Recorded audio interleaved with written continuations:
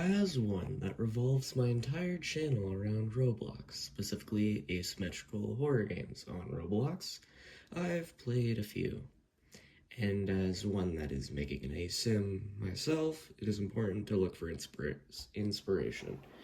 Specifically what to do and what not to do. So here I am today sharing my little adventures into developing and what I personally think is what makes ASYMs great or terrible. Disclaimer, this is my opinion, and at the end of the day, I'm not perfect. Some of my points may just be wrong, and that's okay. Don't take what I say to heart. Please enjoy. The tone of every game can be simplified into one question. Does it take itself seriously?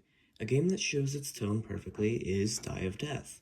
It doesn't take itself seriously, and it knows that. It has funny things happening, loud sound effects, funny skins, and has very chill, not serious vibe. It also knows when to take itself seriously. A good example is the artful V Banana LMS, or Showtime, where the music switches and all the silly tone is lost to an actually tense, well thought out LMS. It's not forced, it's a genuine tone shift.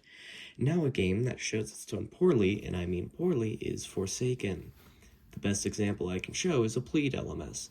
It is a fantastic piece made by the GOAT, key after key, but all that emotional tension is lost when rip-off Mafioso Dream Game is trying to kill Sans Undertale. See the issue?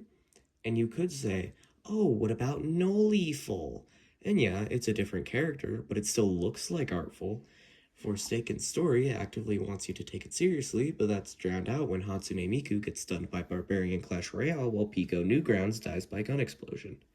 Its tone is so inconsistent and random where it ends up being bad.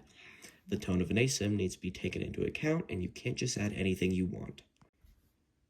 This is a trap a lot of ASYMs fall into, where two or more characters have very similar kits.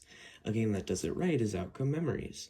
For how unbalanced it is, I'll give the devs credit. Their survivors, and especially killer kits, are creative. I mean, come on. What other game has killers shoot lasers or teleport to a random person? That's incredibly creative and a huge plus for the game. A game that doesn't do this at all is, once again, Forsaken.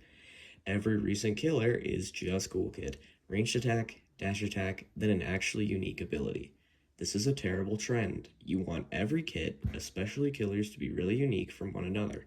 Never design more than one killer's ability to be similar than another's. Be creative. Maps are one of, if not the most important part of an ASYM, as even one really poorly designed map can make a match to killer or survivor sided. A game that does their maps well is Die of Death. All of its maps are unique, and sure there are a few bad ones, but maps like Teapot Paradise, Temple, and Roblox HQ make up for the lackluster ones. Two games that do their maps wrong are Outcome Memories and, you guessed it, Forsaken. Both suffer from maps being way too big, confusing layouts, a crappy amount of invisible walls, random clutter, and worst of all, too much elevation. You want a map to be either small or medium, and a large map to have something that makes it feel smaller, like a building, clutter, something like that. Having too much stuff going on makes a map probably killer-sided. Making like nothing going on makes it survivor-sided. I don't know.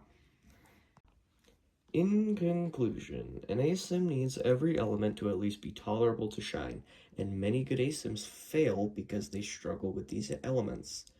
I know most of this was just me shitting on Forsaken, but that's pretty much the worst ASYM on the platform, so I don't know what to tell you.